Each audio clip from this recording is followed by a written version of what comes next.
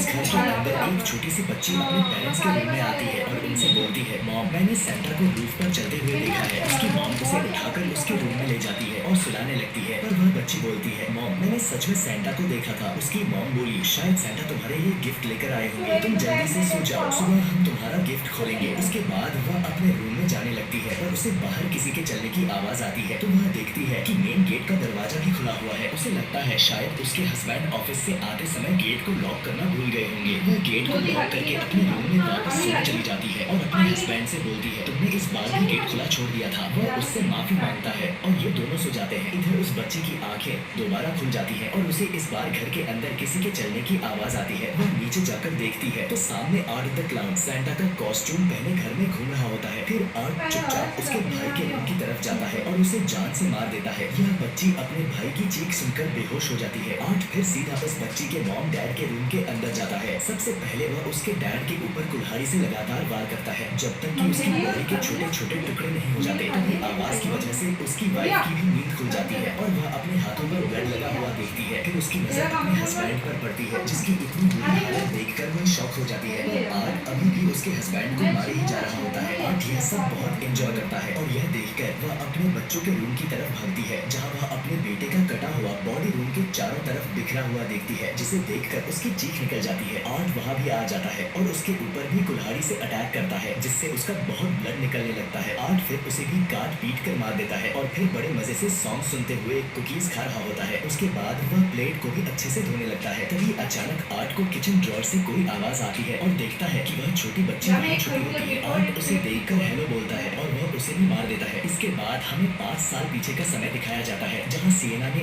Art का गला काट कर उसे मार दिया था। उस जगह एक पुलिस ऑफिसर इन्वेस्टिगेशन कर रहा होता है। वहीं पर आर्ट का कटा हुआ हेयर और बॉडी पड़ी होती है, लेकिन आर्ट वापस जिंदा हो जाता है बिना सिर के ही और उस पुलिस ऑफिसर का गला दबाने लगता है। वह आर्ट पर गन से शूट भी करता है पर आर्ट को कुछ नहीं होता। अगले सीन में हम आर्ट को ट्रेन के अंदर देखते हैं। वह उस ऑफिसर के सिर को अपने सिर की जगह पर पकड़े हुए ट्रेन में बैठा होता है ताकि वह सिर नीचे न गिर जाए और सीन बहुत टेरिफाइंग होता है। ट्रेन में बैठी हुई एक औरत आर्ट को देखकर डर जाती है। फिर हम मेंटल हॉस्पिटल का सीन देखते हैं यानी पागलखाना, जहाँ विक्टोरिया ने आर्ट के सिर को जन्म दिया था। जब वह नर्स विक्टोरिया को देखने आती है तो आर्ट का सिर उसे भी मार देता है। उस नर्स की चीख सुनकर गार्ड भी वहाँ आ जाता है। वह विक्टोरिया को देखता है जो आर्ट के साथ मिलकर उस नर्स को मारकर खा रही होती है और विक्टोरिया ने दीवार पर विकी लव्स आर्ट अपने ब्लड से लिखा हुआ था। इसका मतलब कि अब विक्टोरिया भी आर्ट की तरह बहुत ज्यादा जालिम बन चुकी है और हम देखते हैं कि आर्ट की वह बॉडी भी हॉस्पिटल में आ जाती है। वह फिर विक्टोरिया अचानक से उठकर उस गार्ड का गला दबाने लगती है। इतनी देर में आर्ट भी उसके पास आ जाता है और दोनों मिलकर गार्ड के मुंह में हाथ डाल